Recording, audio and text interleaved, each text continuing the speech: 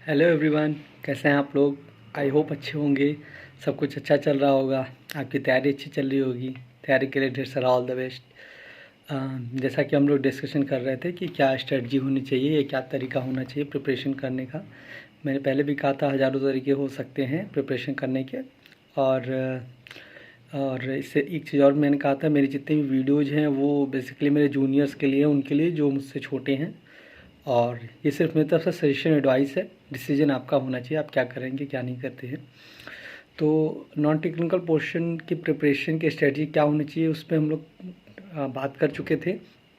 अब हम लोग बात करेंगे कि टेक्निकल पोर्शन की स्टडी अगर करनी है तो उससे रिलेटेड स्ट्रेटजी क्या होनी चाहिए। तो टेक्निकल पोर्शन में जैसा कि आप जान रहे हैं कि 5-6 सब्जेक्ट्स ऐड हुए हैं डिप्लोमा में। उनसे अलग अलग एग्जामों में क्वेश्चन पूछा जा रहा है।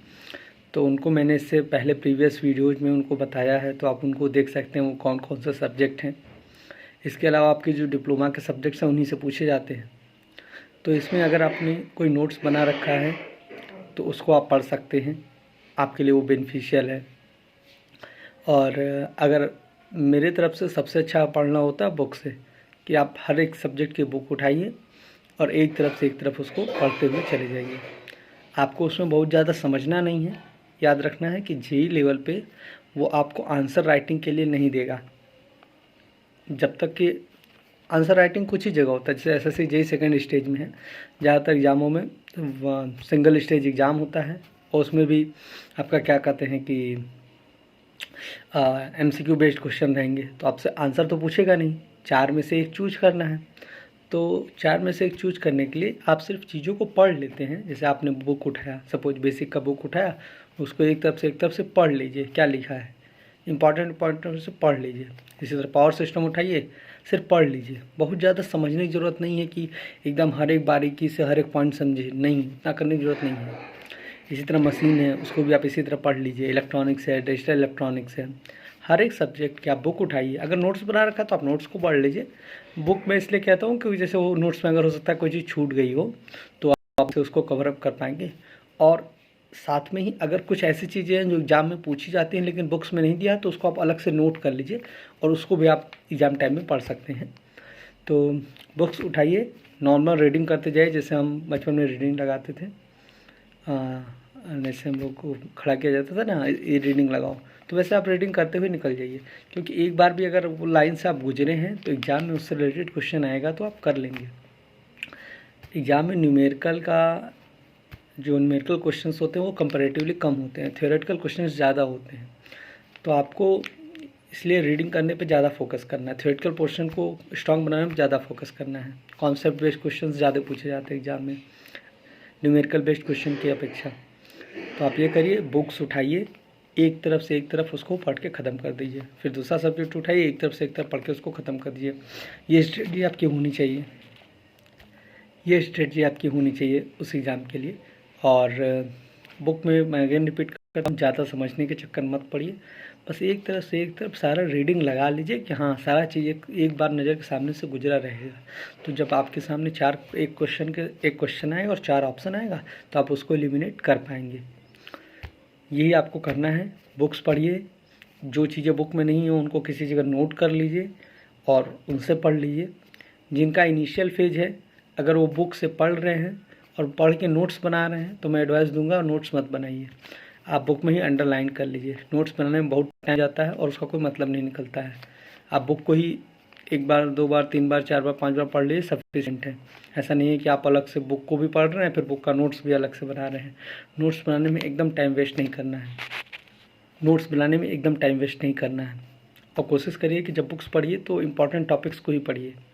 एग्ज़ाम देते देते आपको नॉलेज हो जाए क्या इंपॉर्टेंट टॉपिक्स हैं।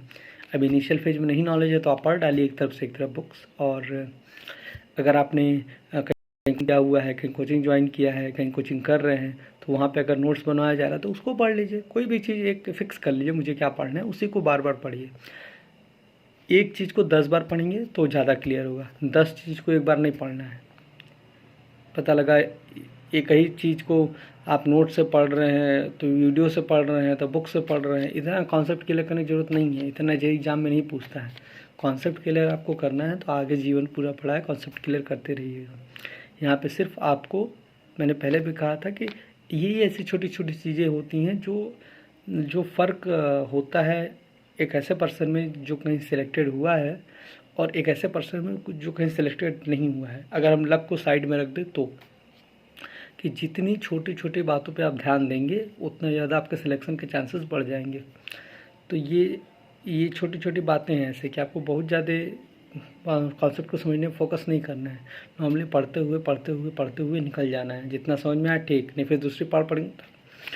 न्यूमेरिकल के लिए है तो न्यूमेरिकल के लिए आप जो पेपर में आए हुए क्वेश्चन हैं उनको प्रैक्टिस करिए, क्योंकि न्यूमेरिकल ऐसा तो है नहीं कि एग्जाम में सिर्फ थ्योरेटिकल ही आएगा। हाँ, थ्योरेटिकल का वेटेज ज़्यादा होता है लेकिन न्यूमेरिकल भी पूछा जाएगा।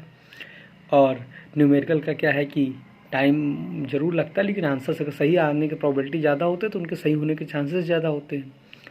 तो आप थोड़ा न्यूमेरिकल की भी प्रैक्टिस करिए, और वो आप प्रैक्टिस करना है तो आप सबसे अच्छा है कि प्रीवियस ईयर पेपर ले लीजिए और उसमें न्यूमेरिकल्स को लगाइए। तो उससे क्या होगा, आपका न्यूमेरिकल्स भी क्या कहते हैं धीरे धीरे स्ट्रांग हो जाएगा। तो इस तरीके से आप अपना थ्योरेटिकल पोर्शन भी एक तरफ स्ट्रांग कर लेंगे, दूसरी तरफ आपका न्यूमेरिकल पोर्शन भी स्ट्रांग हो जाएगा। तो ये स्ट्रेटजी होनी चाहिए टेक्निकल को प्रिपेयर करने का, टेक्निकल पोर्शन को। अगर इसको कंक्लूड करें, समअप करें तो ये कुछ इस तरीके से हो जाएगा। बुक उठाया, बुक को पढ़ा, नोट्स उठाया, नोट्स को पढ़ा, या फिर और फिर ये थ्योरेटिकल के लिए। न्यूमेरिकल के लिए आप क्या करिए, प्रीवियस ईयर पेपर्स को डाउनलोड कर लीजिए। वो वैसे टेलीग्राम चैनल पे मिल जाएगा। मैंने कई पेपर्स का प्रीवियस ईयर पेपर अपलोड किया, वहाँ से आप न्यूमेरिकल सॉल्व कर सकते हैं। या एप्लीकेशन वगैरह अगर आप टेक्स्ट बुक चलाते हैं तो वहाँ आपको प्रीवियस ईयर पेपर मिल जाएगा, वहाँ पर उसको सॉल्व कर सकते हैं। वहाँ पे सॉल्यूशन भी दिया होता है, तो उससे आप एग्जाम के क्वेश्चंस को सॉल्व करेंगे तो आपको बेहतर पता चल पाएगा न्यूमेरिकल किस तरह का पूछता है, और धीरे धीरे आपका न्यूमेरिकल तैयार होता रहेगा, थ्योरेटिकल भी और न्यूमेरिकल भी। ऐसा दिमाग में मत लाइए कि न्यूमेरिकल इंपॉर्टेंट नहीं है, और ऐसा दिमाग में मत लाइए थ्योरेटिकल इंपॉर्टेंट नहीं है। दोनों सेम इंपॉर्टेंट है, बट थ्योरेटिकल ज़्यादा पूछता है। और अगर आपका थ्योरेटिकल स्ट्रॉन्ग है तो न्यूमेरिकल भी कर लेंगे, लेकिन ये थोड़ी बहुत प्रैक्टिस होनी चाहिए। क्या कह रहा है क्वेश्चन, पूछा कैसे आता है, उसको लगाएंगे कैसे। और यूट्यूब पे वीडियोज़ कई अवेलेबल है, लेक्चर्स अवेलेबल हैं। मैं नहीं कहता कि वो अच्छे नहीं हैं, वो बहुत अच्छे हैं, लेकिन थोड़ा सा वीडियो से क्या होता है वो टाइम टेकिंग हो जाता है देखना। हालांकि उसमें एफर्ट कम लगाना पड़ता है, वीडियोज़ में वो कंपैरेटिवली ज़्यादा आसानी से समझ में आता है, लेकिन टाइम टेकिंग ज़्यादा होता है, तो वो आपको काफ़ी टाइम लगाएगा। तो इसलिए मैं आपको सजेस्ट करूँगा, बुक्स उठाइए, बुक्स को पढ़िए। जो चीज़ें नहीं आती हैं, बहुत समझने की भी ज़रूरत नहीं है ना यहाँ पे। बात तो ये है कि जैसे आपने बुक से कोई टॉपिक पढ़ा, नहीं समझ में आया तो समझने की ज़रूरत ही नहीं, बस पढ़ लीजिए। अगर आपने पढ़ लिया है तो एग्ज़ाम के क्वेश्चन को आप कर सकते हैं। ऐसा नहीं है कि आपने बुक से पढ़ा और नहीं समझ में आया तो अरे अब क्या करें, समझ में तो आया नहीं।